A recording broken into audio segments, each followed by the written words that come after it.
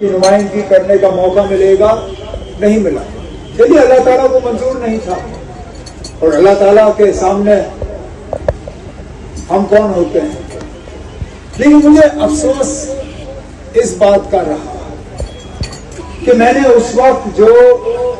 बारामूला पार्लिमानी हलकों के वोटरों से गुजारिश की थी,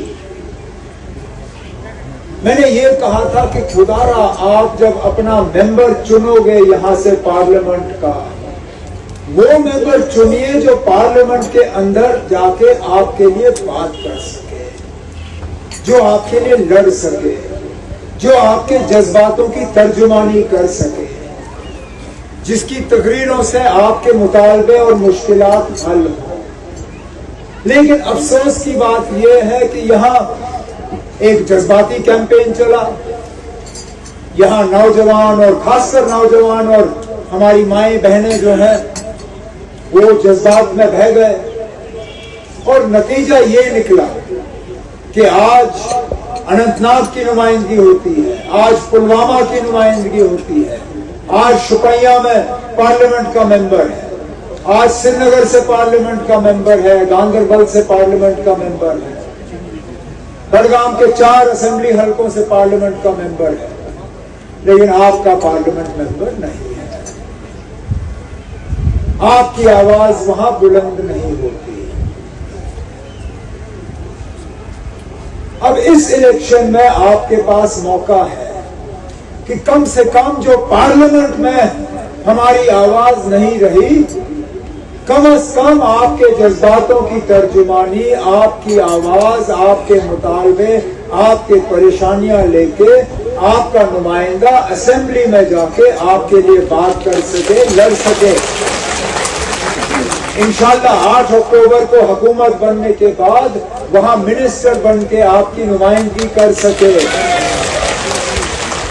लेकिन उसके लिए बहुत जरूरी है कि हम सोच समझ के अपने वोट का इस्तेमाल करें। हमें तकसीम करने की कोशिश की जाएगी, हमारी आवाज को यहां कमजोर करने की कोशिश की जाएगी, हमें अलग अलग उम्मीदवारों के पीछे जो है लगाया जाने की कोशिश की जाएगी। लेकिन हम अगर तकसीम हुए, हम अगर बट गए,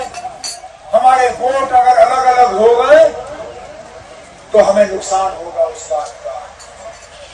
लेकिन आप चलिए, पार्लियामेंट में जो हुआ सो हुआ। ये असेंबली इलेक्शन जो है, जहां एक तरफ से हमारा फर्ज है कि हम आपके रोजमर्रा के मुतालबे हल करें, वहां दूसरे तरफ से हमने ये भी देखना है